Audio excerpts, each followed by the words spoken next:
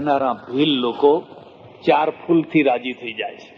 4 પાંદડા ખુશી આપો ને, અરે એ તો મલક મલક થઈ જાય, ખુશ ખુશ. અને આ કિલો સોનું મૂકો તો કઈ નહીં જાય, કઈ જ નહીં. સોનાની કોઈ કિંમત જ.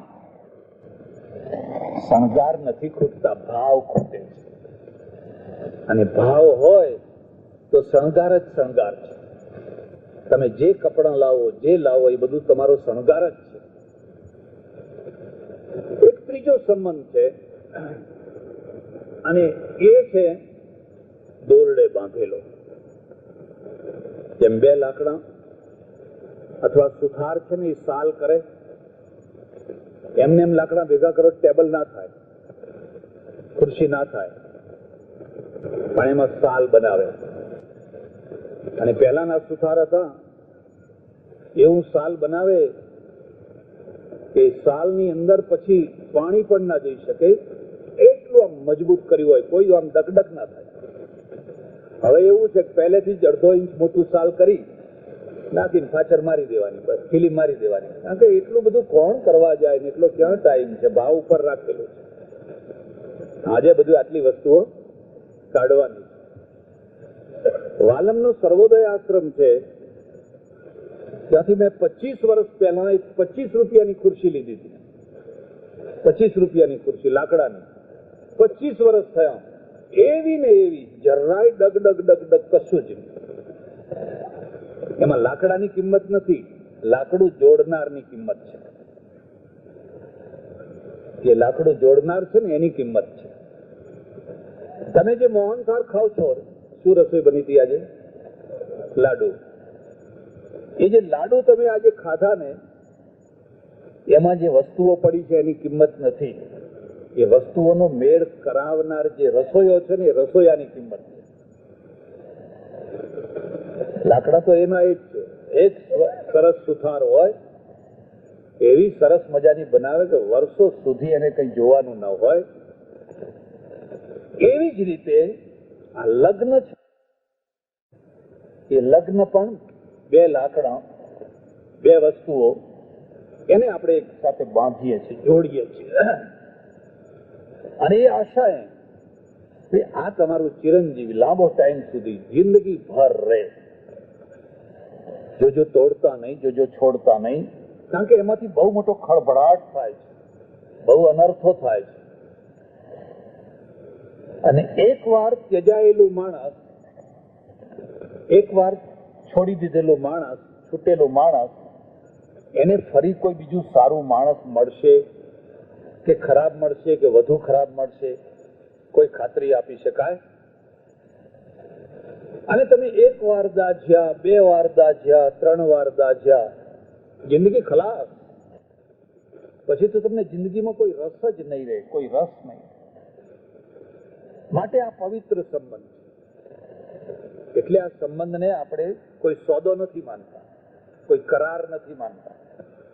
અગ્નિની સાક્ષીએ, વડીલોની સાક્ષીએ, ઈષ્ટદેવની સાક્ષીએ 2 પ્રાણીઓ એકબીજાના હાથમાં હાથ મૂકે છે. એટલે આને પવિત્ર સંબંધ માનીએ છીએ. આ એક દીક્ષા છે, ગ્રહસ્થ દીક્ષા છે. દીક્ષાનો અર્થ થાય છે દિશા બતાવે, એનું નામ દીક્ષા. ઘેટા દીક્ષા નહીં. ઘેટા દીક્ષામાં દિશા નહીં બતાવવાની, કાન ફૂંકવાના, કંઠીઓ બાંધવાની. અને આ કોણ પાછળ કોણ છે? આ શું માંડ્યું છે? ઘેટા દીક્ષામાં શું હોય? સેંકડો, હજારોની સંખ્યામાં ઘેટા ઊંધું ઘાલીને ચાલે રાખે. એમની પોતાની કોઈ દિશા હોતી? પેલો રબારી જ્યાં જાય ને, એ રબારીના પગે પગે પગે પગે એને ચાલવાનું. એને પોતાની કોઈ દિશા જ નહીં. ભલા થજો, કદી કોઈ વાડામાં ના પડશો. તમે સિંહ છો, સિંહના ઋષિના સંતાન છો. વાડાઓએ આ હિન્દુ પ્રજાને વહેંચી નાખી, કે એક કરી.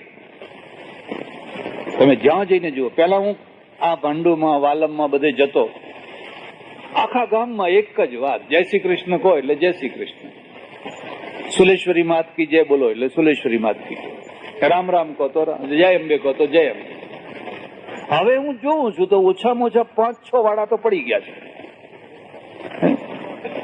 હવે પેલા બ્રહ્માકુમારી વાળા ઓમ શાંતિ જ બોલે, સ્વાધ્યાય વાળા જય યોગેશ્વર જ બોલે. એટલે તમે સ્વાધ્યાય વાળા છો, આખી દુનિયા વ્યાપક છે, જય શ્રી કૃષ્ણ બોલાય, રામ રામે બોલાય, જય અંબે બોલાય, પણ જ્યાં તમે તમારું એક નવું અલગ કર્યું નહીં કે વિભાજન થયું નહીં. આજ મૂર્તિ હોવી જોઈએ, આજ ફોટો હોવો જોઈએ, આજ ગુરુ હોવો જોઈએ, આજ નામ હોવું જોઈએ, તો તમે આખા દેશને વેચી નાખશો, બધા ટુકડે ટુકડા કરી નાખશો. એના કરતા પહેલા શું ખોટું હતું? મને એમ લાગે છે કે પહેલા વધારે સારું હતું. હવે તો એવાય સંપ્રદાયો નીકળ્યા છે કે એકબીજાનો પ્રસાદ ના લે, હોટલમાં ખાઈ આવે, એમાં ના અબડાય, પણ ભગવાનનું નામ તો ના લેવાય, પણ એકબીજાનો પ્રસાદ પણ ના લેવાય. એટલે મારું એક સૂત્ર છે, આંદોલન છે, સંપ્રદાય મુક્ત ધાર્મિકતા. ધાર્મિક થવાનું, પણ સાંપ્રદાયિક નહીં થવાનું. ધાર્મિક થવાનું. આપણો ધર્મ છે, આપણો સનાતન ધર્મ છે, પણ કોઈ ખાસ વાડામાં નહીં પડવાનું. જો પડ્યા ને તો ઘેટા થયે છૂટકો છે, સિંહ નહીં થઈ શકે. અને એક વાત બીજી એ છે, ઘેટું વાડા વિના રહી ન શકે. એ જો નીકળી ગયું હોય તો આખી રાત બે બે બે કરીને બૂમો પાડી પાડીને મરી જાય ને અંતે એને કોઈને કોઈ વાડામાં પૂરે ત્યારે એને શાંતિ. એટલે એક લગ્ન તો એવા છે જે એકબીજાના સાથે ગાંઠથી, એટલે આપણા ત્યાં છેડાછેડી બાંધવામાં આવે છે. અહીં બાંધી છે કે નથી બાંધી? હમણાં એક સમૂહ લગ્નમાં ગયેલો તો વરે છૂટા કન્યાએ છૂટ્યા. એટલે મેં કહ્યું છેડાછેડી નથી બાંધી કે છોડી નાખી? મેં કહ્યું હમણાં ના છૂટે ભાઈ, હજુ તો આ વિધિએ પૂરી નથી થઈ, ક્યાંથી છોડી કાઢી તમે? પહેલા તો કેટલા કઈ માતાએ કઈ જાય ને પછી બધું કરે, ત્યારે આ જે છેડાછેડી છે ને એક વિધિ છે, એના પાછળ એક પ્રેરણા છે. આ બંનેની ગાંઠ છે, સંબંધની ગાંઠ છે, એટલી જોરથી બાંધેલી હોય. અમેરિકા ગયેલો, એક એરપોર્ટ ઉપર આપણા માણસો લેવા આવ્યા, અમારા પતિ પત્ની બંને. મને કે બાપજી બારી ગાડીમાં બેસવું પડશે. મેં કહ્યું કેમ? એમ કે તમારા માટે તમે આવવાના હતા એટલા માટે આ નવી લીધી છે, અને અમે મનમાં નક્કી કર્યું છે કે પહેલા તમને આ ભાવના છે. આપણે રસોઈ બનાવીને કોઈ અતિથિને પહેલા જમાડીએ, એ ભાવના છે. અને આપણે જમીન બધું તૈયાર પછી જમાડીએ તો એ વેઠ છે. અને જેના ઘરમાં આવી વેઠ ઉતરતી હોય એના ઘરે જમવા જવાનું મન થાય ખરું? એટલે પછી અમે તો એની ગાડીમાં બેઠા, ભાઈ એની ભાવના છે ને. તે રસ્તામાં વાત કરી પેલી બેને, મને કે બાપજી હું 4 દિવસ પહેલા ડીલર પાસે આ ગાડી લેવા ગઈ હતી, અમેરિકન ડીલર, અને મેં એને કહ્યું કે મારા પતિના નામે ગાડી આપો. તો એને મને સમજાય કે જો તારા હસબન્ડના નામે ના લઈશ, એ ગમે ત્યારે લઈને ચાલતો થશે, તારી ગાડી જશે, તારા નામે લે. મને આવું એને સમજાયું. મેં કહ્યું તે શું કહ્યું? તો મેં એને સમજાયું કે ચાલતા થાય તમારા, અમારા ના ચાલતા થાય. એમ કે એ તો તમારા, એમ કે અમારા ના ચાલતા થાય. અમારે તો મા બાપે એવી છેડાછેડીની ગાંઠ વાળેલી કે પતંગ જઈને કેટલે જાય, વળી પાછો એને આ પૈસા એના છે, અને એ તો પાસે પૈસો રાખતો જ નથી. એ પગાર આવીને આખું બધું મને આપી દે છે, $5 જોઈએ તો એ મારી પાસેથી માગે છે. અને પેલો કે છે રિયલ આવું તમારા ઘરમાં આવું? કે હા, તારા ગોડ ને તારા ભગવાનને કહેજે કે મને જન્મ ભારતમાં આપે ને આ તારા જેવી પત્ની આપે. આ લક્ષ્મી છે. પેલો પુરુષ બધું કમાઈને લાવે અને બધું આપી દે. એટલે આ નોટો ગણજે, ફલાણું. અત્યારે તો બધી ગણવાનું ઘણું થઈ ગયું ને, પેલા ક્યાં ગણવાનું હતું? હતું જ ક્યાં? એટલે ગણજે ને બધું તિજોરીમાં મૂકે, આમ મૂકે, તેમ મૂકે, જરૂર હોય ત્યારે માગે. આ દાંપત્ય સિદ્ધ થયું છે. પણ જો એકબીજા ઉપર વિશ્વાસ ન હોય તો પેલો પુરુષ આગો પાછો થયો હોય ને ત્યારે પેલા કપડા ફેંદે, પેલી ગજવા ફેંદે, હેડો જેટલું કઢાય એટલું. બીજું ત્રીજું. હવે એ બંનેના જીવનમાં કોઈ દિવસ કઈ રસ આવે? કારણ કે વિશ્વાસ સંપાદન નથી થયો. એટલે અમે એકવાર યાત્રા કરવા ગયા. મને થોડીક જરા મજાક કરવાની ટેવ. જાત જાતની બધી નદીઓ આવે, તળાવ આવે, ફલાણું આવે, કુંડ આવે, દર્શન કરવાના આવે. એક નદી એવી આવી, મારી સાથે બધા જેટલા કપલ હતા, મોટી મોટી ઉંમરના હતા, બધા યાત્રા કરવા ગયડા જ આવે, બધાને લાઈનસર ઉભા રાખ્યા. મેં કહ્યું, જો ભાઈ, હાથમાં પાણી લો. બધાના હાથમાં પાણી આપ્યું. આ તીર્થની એવી મહિમા છે કે અહીંયા જો તમે સંકલ્પ કરીને મૂકો જળ, તો આવનારા 7 જન્મ સુધી તમે પતિ પત્ની થઈને પાછા, 7 જન્મ સુધી. એક સિવાય બધાએ ફેંકી દીધું. એક જણાએ રાખ્યું, બાકી બધાએ ફેંકી દીધું. અરે મેં કહું, આ શું કર્યું? અરે મને કે મહારાજ, મઢ આ જન્મ પાર કર્યો, તમે વળી પાછા 7 જન્મની ક્યાં વાત કરો છો? મઢ જેમ તેમ કરીને આ જન્મ પાર પાડ્યો છે. થાકી ગયા, એકબીજાથી ત્રાસી ગયા, એકબીજાથી કંટાળી ગયા. અને એટલે પેલા નરસિંહ મહેતાને લખવું પડ્યું. કોણે લખ્યું? 1 પૈસાનું ગોપી ચંદન, ઉભું ટીલું કરીએ, રામજી રંડાપો આપે તો તીરથ કરતા. એ જુએ છે કે હવે ક્યારે આ સિદ્ધાવે, કારણ કે દાંપત્ય સિદ્ધ ન થયું. આ એક નિયમ છે. તમે દુકાન માંડો ને દુકાનમાં તમે ક્યારે ત્રાસી જાઓ? દુકાન ના ચાલે ત્યારે તમે હારી જાઓ, તમે થાકી જાઓ, તમે ત્રાસી જાઓ. વર્ષ ગયું, 2 વર્ષ ગયા, 3 વર્ષ ગયા, 4 વર્ષ ગયા, દુકાન ચાલતી જ નથી. તમે દુકાનથી થાકી જવાના. એવી રીતે તમે સંબંધ બાંધો, અને સંબંધની જો પક્વાવસ્થા એટલે દાંપત્યની સિદ્ધિ તમને ના મળે, તમે થાકી જવાના, હારી જવાના. એક બીજી વાત યાદ રાખજો, આખી દુનિયામાં જે માણસ લડે છે ને અને હારતો નથી ને, એને હારે ને તો એ લડ્યા કરશે. પણ જે માણસ ઘરમાં હારી જાય છે ને, એને જીતાડવો બહુ કઠિન છે. આખી દુનિયા સાથે લડવું સરળ છે, પણ ઘરની લડાઈમાં જે માણસ હારી ગયો, એ માણસ તો બિચારો દયાને પાત્ર છે. એ તો ઘરમાં મરેલો છે. ભલે ને બહાર આમ મૂછો આમ કરીને ફરતો હોય, પણ એ ઘરમાં તો હારી ચૂકેલો છે. દાંપત્ય સિદ્ધ ના થયું. દાંપત્ય કેવી રીતે સિદ્ધ થાય એની થોડી વાત કહીશ પછી. એટલે એક સંબંધ છે એ રિવીટ જેવો છે. 2 લોખંડને ભેગા કરીને કાણું પાડીને જેમ લુહાર રિવીટ કરે તો એ જલ્દી ન તૂટે, એવી રીતે 2 સંબંધ રિવીટ કરેલા હોય છે. અને રિવીટ એટલે એટલા મજબૂત કે આંધી આવે, તોફાન આવે, ગમે તેવું આવે, પણ આ સંબંધને કઈ આંચ આવશે તો આ દાંપત્યની સિદ્ધિ કેવી રીતે થાય? મારું એક પુસ્તક છે સંસાર રામાયણ, આજે આપવાના છું. દરેક દંપતીએ વાંચવાનું. આ નવા દંપતી તો વાંચે, પણ જૂના થઈ ગયા હોય ને એ જૂનાય વાંચે, એમને ખ્યાલ આવે. આ પુસ્તક મેં જયારે લખ્યું, કેટલા વર્ષો થઈ ગયા, સંસારનો મને કશો અનુભવ નહીં, કઈ કહેતા કઈ અનુભવ નહીં. હું તો ગામથી બહાર રહું, ભગવાનને હાથ જોડી પ્રાર્થના કરીને લખવા બેસું, તું લખાવજે, મને સૂઝ નથી પડતી ગામમાં શું લખું. અને પછી લખું તો મને પોતાને નવાઈ લાગે કે શું લખે છે તું, આ શું લખી રહ્યો છે. લેસ્ટરમાં, એટલે ઇંગ્લેન્ડમાં એક લેસ્ટર શહેર છે, ત્યાંથી એક વૃદ્ધનો મારા ઉપર કાગળ આવ્યો, તમારું સંસાર રામાયણ મેં 17 વાર વાંચ્યું છે. કેટલી વાર? 17 વાર વાંચ્યું છે. અને હવે મારી એક જ ઈચ્છા છે કે મરતા હું એનું અંગ્રેજી કરાવું. આ ₹1.25 હું ડ્રાફ્ટ મોકલું છું, તમે ગમે એમ કરીને એનું અંગ્રેજી કરજો, એટલે મારા આત્માને સદગતિ મળે. હું વિચારમાં પડી ગયો કે આ આટલે દૂર બેઠેલો માણસ, ઓળખાણ નહીં, પીછાણ નહીં, ને ₹1.25 મોકલી આપે. હમણાં અંગ્રેજી કર્યું, એનું રૂપાંતરિત થયું. દાંપત્યની સિદ્ધિ કેવી રીતે થાય? લગ્ન એક વિધિ છે, અડધા કલાકની, કલાકની, 2 કલાકની, 4 કલાકની.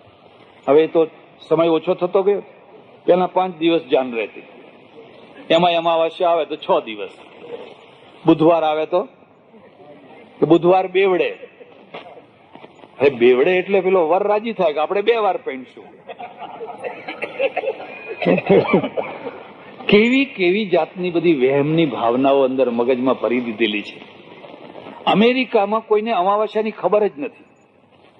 જયારે હોય ત્યારે કામ કરવાનું, એમાં અમાવાસ્યા શું પૂનમ શું બધા દિવસ મંગળના. અને તમારામાં જો હિંમત હોય તો આવતો જે સમૂહ લગ્ન કરો વગર ચોઘડીએ કરો. તાકાત નહીં હજુ તમારી,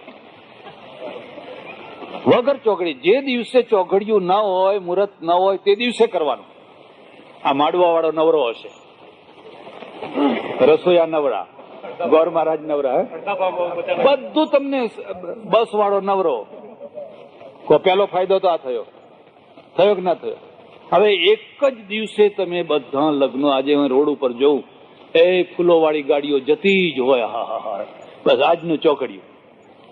અને આજ એટલું જ નહીં, એક બીજી વાત પણ હું તમને કહું છું. મારી વાત તમને ગળે ઉતરે કે ના ઉતરે?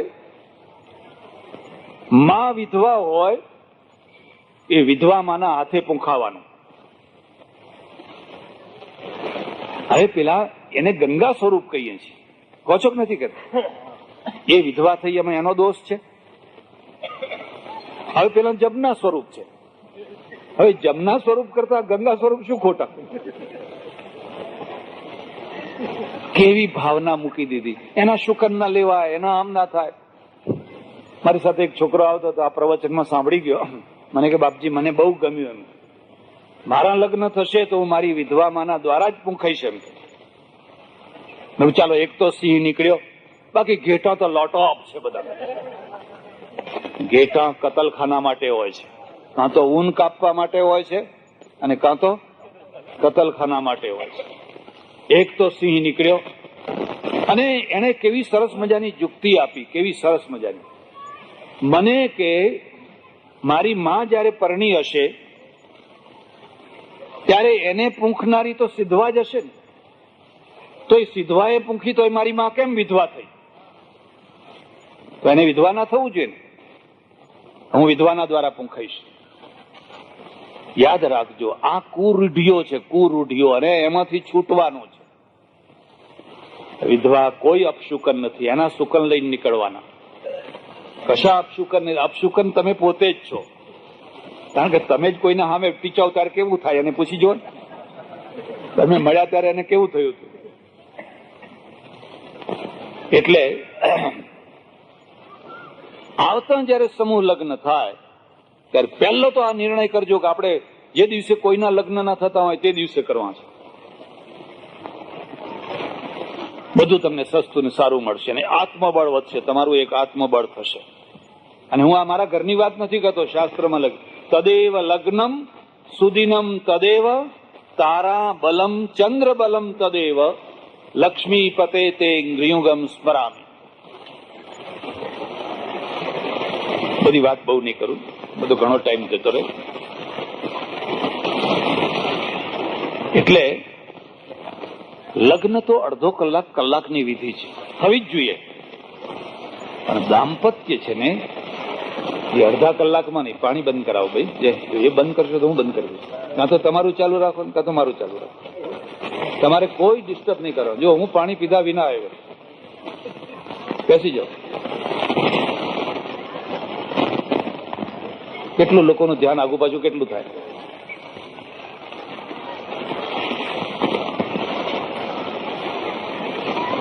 તો લગ્ન છે એ તો અડધો કલાક કલાક 2 કલાકની વિધિમાંથી પૂરું થઈ ગયું. દાંપત્ય શું છે?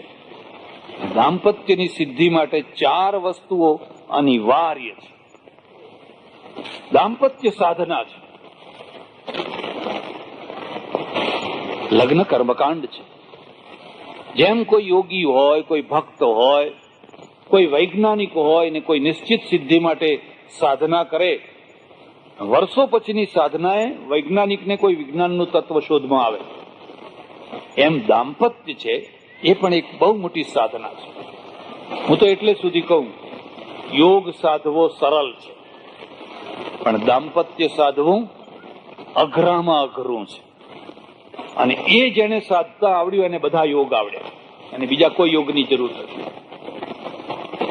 પેલો તો એકલો ગુફામાં બેઠો હોય, યોગ બેઠો હોય, સાધ બરાબર છે, કર્યું ના કર્યું જેવું. અહીંયા બે માણસોએ ભેગા મળીને કરવાનું છે. એમાં 4 વસ્તુઓ યાદ રાખજો. સૌથી પહેલામાં પહેલા દાંપત્ય સિદ્ધિ માટેનું અનિવાર્ય ગુણ, અનિવાર્ય તત્વ છે પ્રેમ.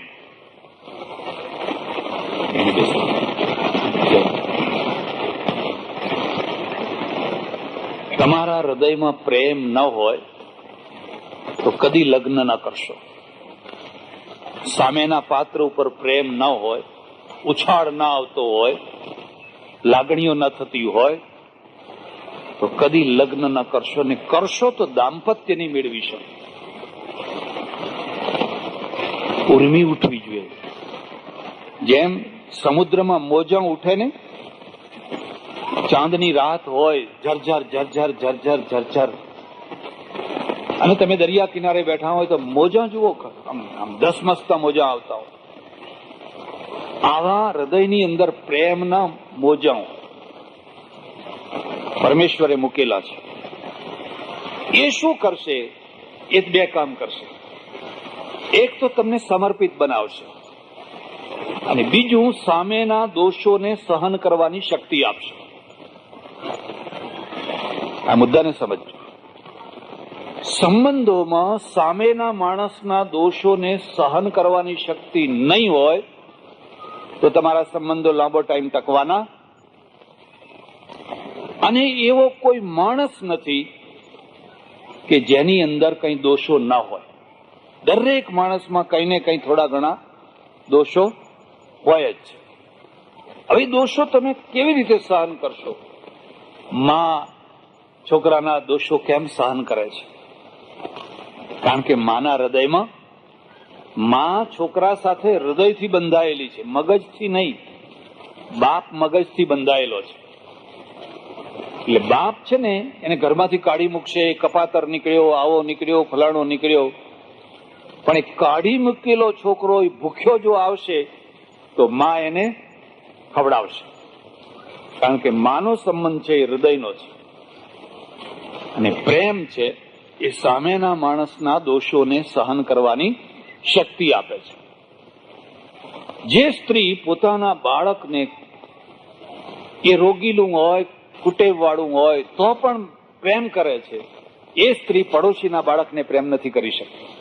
એ સારું હોય, રૂપાળું હોય તો એ બાળક એને ગમતું નથી. કારણ કે એની સાથે એનો પ્રેમ બંધાયેલો, આ છોકરા સાથે મમત્વ, મારું છોકરું, મારો પ્રેમ. એમ દાંપત્યની સિદ્ધિ માટેનું પહેલું તત્વ છે તમને એકબીજા ઉપર પ્રેમ છે. તો શું થશે? આ બીજી વાત યાદ રાખજો. તમને એમ થશે કે સામેનું માણસ કેમ સુખી થાય. આજ હંમેશા રહ્યા કરે, સામેનું માણસ કેમ સુખી થાય. પતિ હશે તો એના મનમાં એક જ થશે કે મારી પત્ની કેમ સુખી થાય. અને પત્ની હશે તો એને એમ થાય કે મારા પતિ કેમ, એને શું ભાવે છે, શું ગમે છે, શું ઠીક લાગે છે, આ એના મગજમાં રહ્યા કરશે. ને પ્રેમ નહીં હોય તો રસોઈ થશે, બધું થશે, પણ વેઠ એમાં કઈ પ્રેમ હશે? એટલે પહેલી શરત છે તમારા હૃદયમાં પ્રેમ હોવો જોઈએ. એક બીજી, આ પ્રેમ એક એવી વસ્તુ છે કે એને વધારવાથી વધે ને ઘટાડવાથી ઘટે. તમારા સગા સંબંધી હોય, મહિને 2 મહિને કાગળ આવતો હોય તો તમારો પ્રેમ, અને 2-5 વર્ષ સુધી કાગળ જ ના આવે એટલે તમે નહીં નાખો, ને પછી હશે કે આપણને યાદ કરતા જ નથી તો મુઆ એમ. એટલે વલ્લભાચાર્ય છે ને પુષ્ટિ માર્ગના વૈષ્ણવાચાર્ય, એમણે ભગવાનની ભક્તિ, જે પ્રેમ લક્ષણા ભક્તિ છે ને, એને પુષ્ટિ નામ આપ્યું છે. પુષ્ટિ. પુષ્ટિનો અર્થ થાય છે વારંવાર એને પુષ્ટ કરવી પડે, વારંવાર એને પોષણ આપવું પડે. પોષણ આપો તો એ વેલ લીલી રહે, ને પોષણ ના મળે તો કરમી જાય. તમારે પડોશીના સંબંધો હોય, તમારે તે ભજીયા થયા તો વાટકી ભરીને એમના ત્યાં મોકલાવો તો વેલ લીલી થઈ ગઈ, અને એમના ત્યાં કંઈક થયું તો તમારે ત્યાં મોકલાયું તો વેલ લીલી થઈ ગઈ. હવે તમે કશું મોકલવામાં સમજતા નથી કે કંઈક બારણું બંધ કરીને જયારે જુઓ ત્યારે શીરો ખાઓ છો, તો શું થશે? પ્રેમ નહીં. આ માધ્યમ છે. એમ આપણા ત્યાં શાસ્ત્રકારોએ લખ્યું છે, રામની જ વાત કરું, પંચવટીમાં રામ જયારે રહે, સીતાજી એકલા, લક્ષ્મણ ખરા, બીજું કોઈ નહીં. પુરુષ તો આમ જાય તેમ જાય, આમ ફરે તેમ ફરે. પેલી સ્ત્રીનો આખો દિવસ કાઢે કેવી રીતે? ગામમાં તો બધી બેનપણીને મળવા જાય, આમ જાય તેમ જાય. તો રામ શું કરે? તુલસીદાસે લખ્યું છે, રામ પોતાની જાતે ફૂલો વીણે અને એની વેણી બનાવે, અને વેણીને સીતાજીને ઓટલા ઉપર બેસાડીને પછી જાતે વેણીને બસ સીતા ધન્ય થઈ જાય. એને કોઈ દિવસ ના અયોધ્યા યાદ આવે કે ના એને જનકપુર યાદ આવે. માત્ર આટલું કરવાથી આ માધ્યમ થયું. હવે આ છોકરાઓ કાલે એવું કરશે એટલે એ છોકરાની માં કહે છે કે એ આ તો એનો થઈ ગયો. ઘણા મને કે બાપજી આ તમારો છોકરો તો હવે અમારો ના રહે, પણ તો શું કામ પરણાયો? એનો ના થાય તો કોનો થાય? એનો થવા માટે તો પરણાયો છે. એક ભારત એવો એક દેશ છે જે પ્રેમને સહન નથી કરી શકતો. અત્યારે તો ઘણો સારો જમાનો છે. મેં જૂનો જમાનો જોયો છે કે પરણીને આવ્યું હોય કપલ, 2 છોકરા થાય, 3-4 વર્ષ સુધી વાત ના કરી શકે, બોલી ના શકે. ખરું કે નહીં? પોતાનું છોકરું પોતે ના તેડી શકે, પોતાનું છોકરું ના તેડી શકે, એની સાથે વાત ના કરી શકે. અને ઘર બધા ગોડાઉન જેવા, એમાં સેપરેટ કશું જ નહીં, કોઈ સેપરેટ રૂમ નહીં, કશું જ નહીં. અહીંથી ઠેઠ પણ સુધી પાછળ આટલી બારી હોય. એ પેલી બૈરી આખો દાડો જાડા કપડા ઓઢીને એમાં ધુમાડો ફૂંકતી હોય, આંધળી ના થાય તો થાય શું?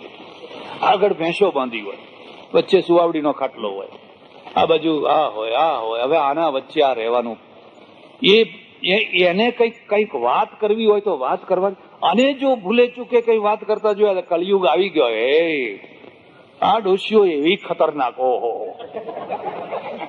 બેઠી બેઠી કળયુગ જ જોયા કરે આખો દિવસ. પણ તમે જે ભોગ્યું છું એમાંથી આ બિચારા છૂટ્યા એટલું રાજી થાવ. તમારી વહુ ને એની પત્ની બે હળી મળીને પ્રેમથી રહેતા હોય તો આપણે રાજી થવાનું, આપણે ખુશ થવાનું. ભાઈ એમનું જોડું સારું રહે, સુખી થાય. હા, એ વંઠી જતા હોય કે ખરાબ લસ્તે જતા હોય તો એ વાત જુદી છે, એ વાત જુદી. પણ એ હસતા હોય, બોલતા હોય, ખાતા હોય, ખવડાવતા હોય તો એમાં જીવ વાળવાનો શો હતો કે હે અમારા ઘરમાં તો કળયુગ આવી ગયો છે. પહેલા તો રીબાઈ લોકો જીવતા હતા, ખબર જ ના પડે. એટલે દાંપત્યની સિદ્ધિ છે, એ દાંપત્યની સિદ્ધિમાં પહેલું તત્વ જે નેચર કુદરતે મૂકેલું છે એનું નામ છે પ્રેમ. અને પ્રેમને પુષ્ટિ આપવાથી એ પાંગર્યા કરે, અને પુષ્ટિ ના આપો તો એ એના માટે પેલું લઈ આવે, પેલા માટે કઈ લઈ આવે, પેલા માટે કઈ લઈ આવે, ખવડાવે, પીવડાવે, આમ આનંદ કરે. એક સિદ્ધિનો અર્થ તમે જાણ્યા?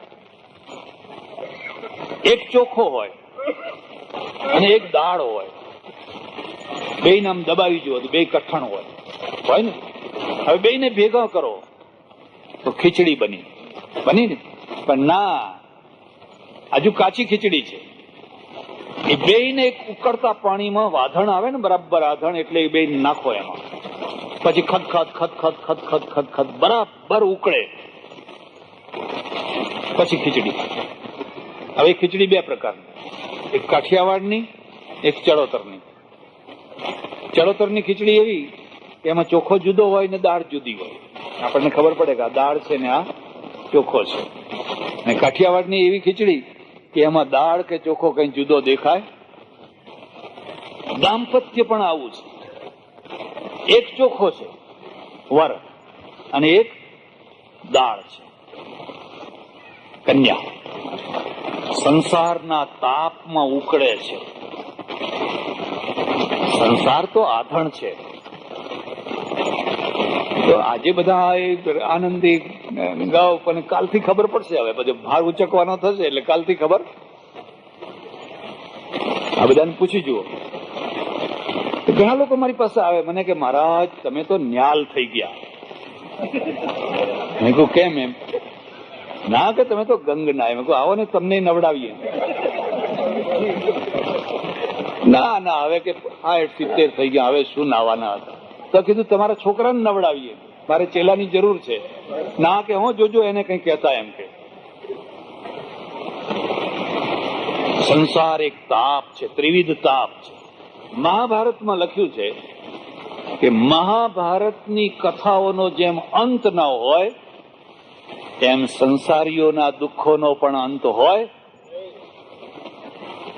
કોઈ બેકારીનું દુઃખ છે, કોઈ બીજું દુઃખ છે, કોઈ ત્રીજું દુઃખ છે, ફલાણું દુઃખ છે, કોઈને સંતાન નથી થતું, કોઈને થયું છે તો ખોટું નીકળ્યું છે, ઊંધું નીકળ્યું છે, બધા જાત જાતના, કોઈને બીમારીનું દુઃખ છે. દુઃખનો કોઈ અંત જ નહીં.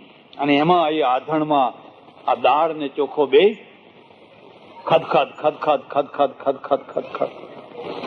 હાય એ ઉભરામાં જે ઉભરાઈ જાય ને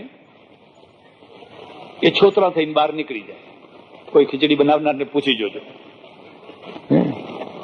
એ બહાર નીકળી જાય, ચૂલામાં બળી જાય, એની કોઈ વેલ્યુ નહીં. એ કઈ ખાવાના કામમાં આવે. પણ જે અંદર રહ્યો અને જેને તાપ સહન કર્યો, વેદના સહન કરી, દુઃખ સહન કર્યું અને બરાબર ચડી ગયા, સહન કર્યું. એક કન્યા એક અજાણ્યા ઘરમાં જવાની છે. આપણી સંસ્કૃતિ એવી છે કે કન્યાને મૂર્તિયાના ઘરમાં જવાનું. દુનિયામાં કેટલીક સંસ્કૃતિઓ એવી પણ છે કે મૂર્તિઓ કન્યાના ઘરમાં જાય,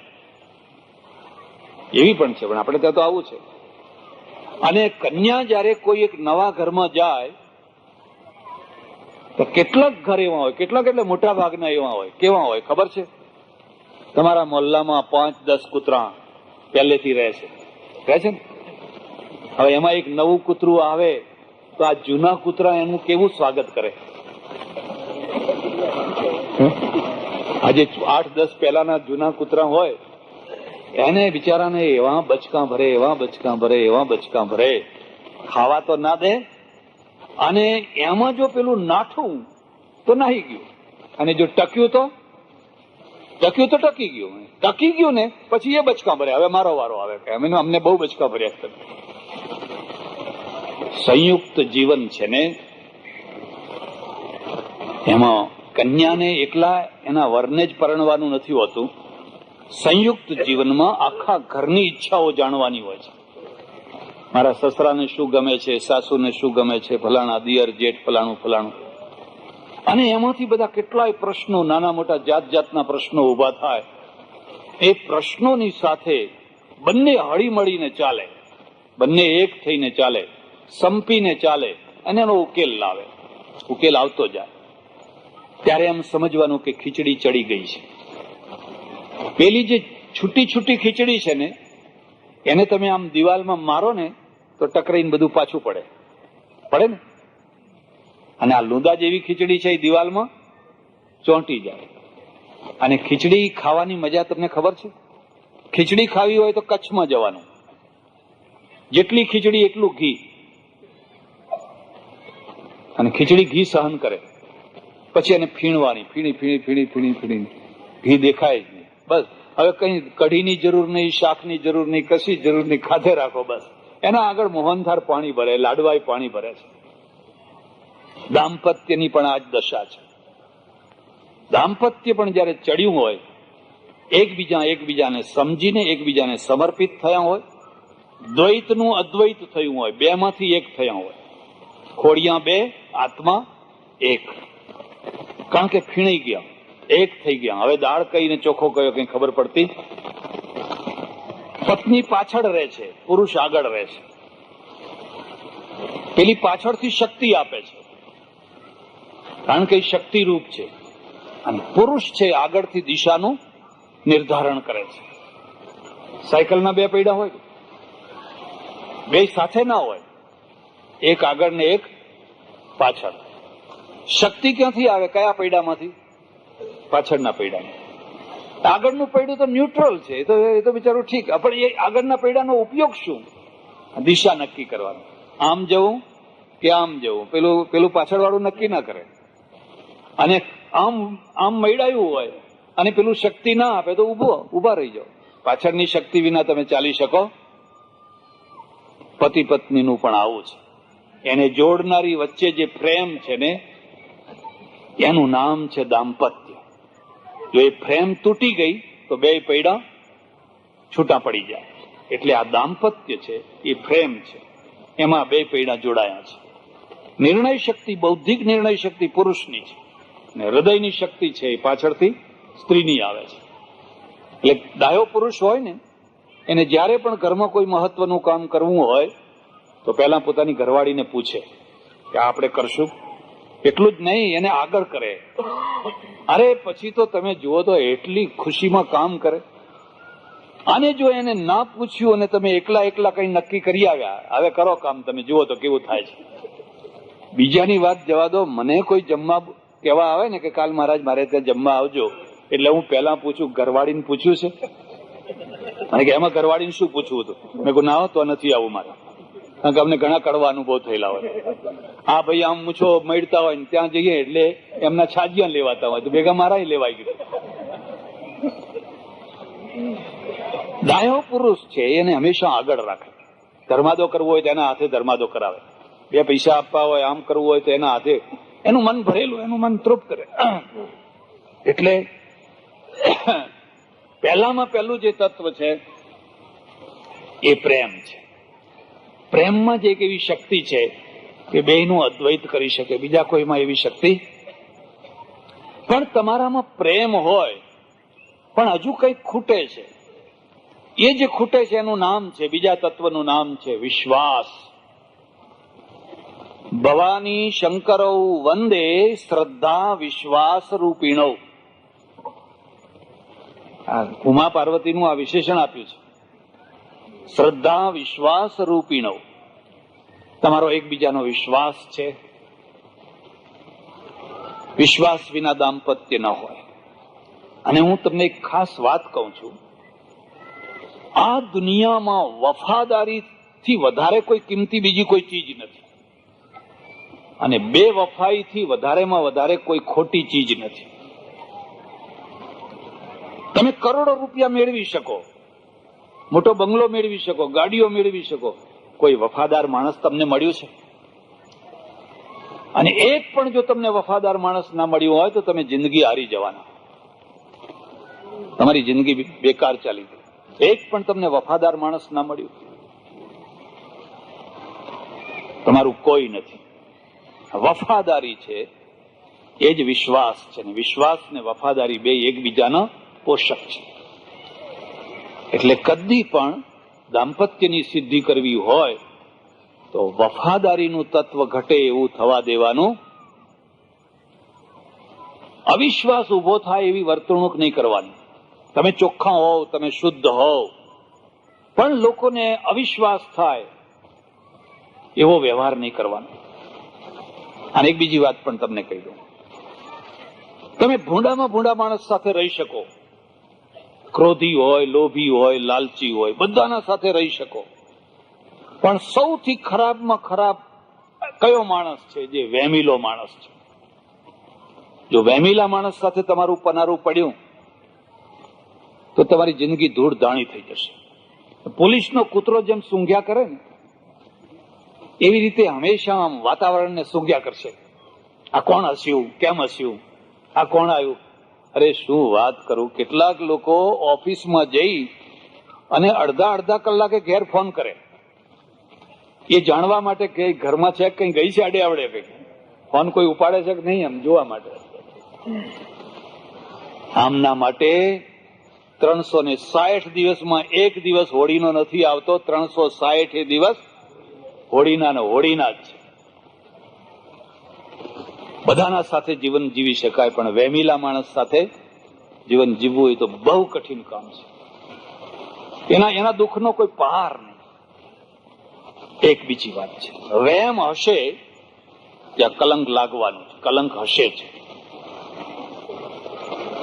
કારણ કે માણસ વહેમીલો છે. અને હું તમને બધું કહું, તમે બધા પાપ કરજો, તમારે જે પાપ, પણ કદી કોઈને કલંક ના લગાડશો. બાકી તમારે જે કરવા હોય એ કરજો, ના કરો તો સારું, પણ કદી પણ કોઈના જીવન ઉપર કલંક ના લગાડશો. માણસને મારી ના નાખશો. પણ આ વહેમીલો માણસ છે, અને કરવું શું? એટલે દાંપત્યની સિદ્ધિ માટે વિશ્વાસ, બસ એકબીજાના ઉપર સમર્પિત. આપણે ભગવાન ઉપર વિશ્વાસ કરીને કરીએ છીએ કે મારે તોય તું અને તારે તોય તું. હું તારા શરણમાં છું, હું જેવો તેવો પણ તારો, હાથ પકડ પ્રભુ મારો. હું જેવો તેવો પણ. હવે એની જગ્યાએ તમે એવું બોલો કે હું બહુ રૂપાળો, હું બહુ ડાયો, હું બહુ ગુણવાળો, હું બહુ વિદ્યાવાળો, હવે હું તારો, તો ભગવાન કે જા જા, મારે તારી જરૂર. એમ જ્યારે પણ સમર્પણ ભાવના જાગે ત્યારે પત્ની છે ને એના પતિને કહે કે હું જેવી તેવી પણ તમારી છું. મારામાં કોઈ ગુણ નથી, મારામાં કોઈ આવડત નથી, મારામાં કોઈ અક્કલ નથી, પણ જે છું હવે હું તમારી છું, તમારે મને નિભાવવાની છે. બસ જીતી ગઈ, એ જીતી ગઈ.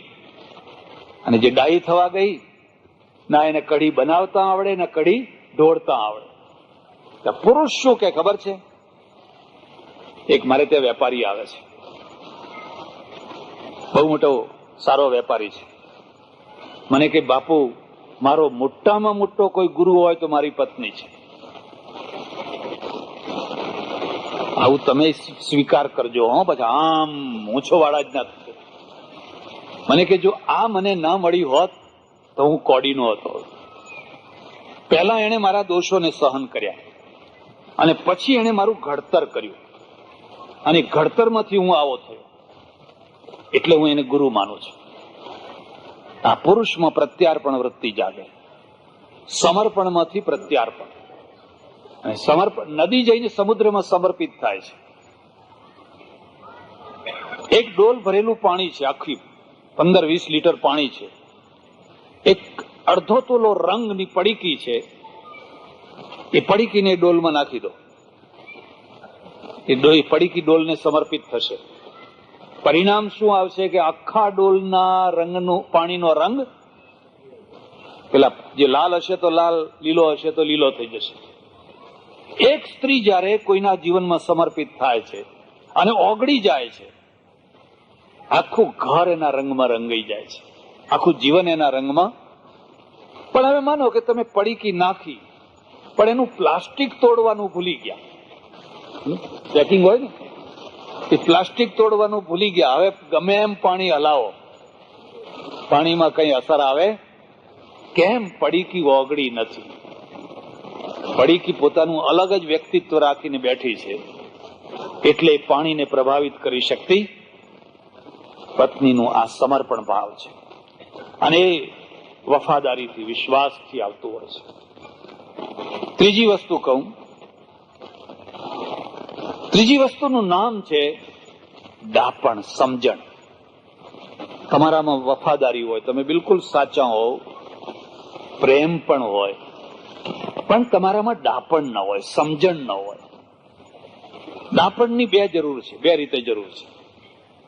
એક તો સંસારની અંદર કાન ભંભેરનારા વધારે છે, કાન સુધારનારા ઓછા છે. તમારું સારામાં સારું જીવન ચાલતું હોય તો આ બાજુથી આવીને કોઈ કાન ભંભેરી જાય, પેલાનો ભંભેરી જાય, આનો ભંભેરી જાય.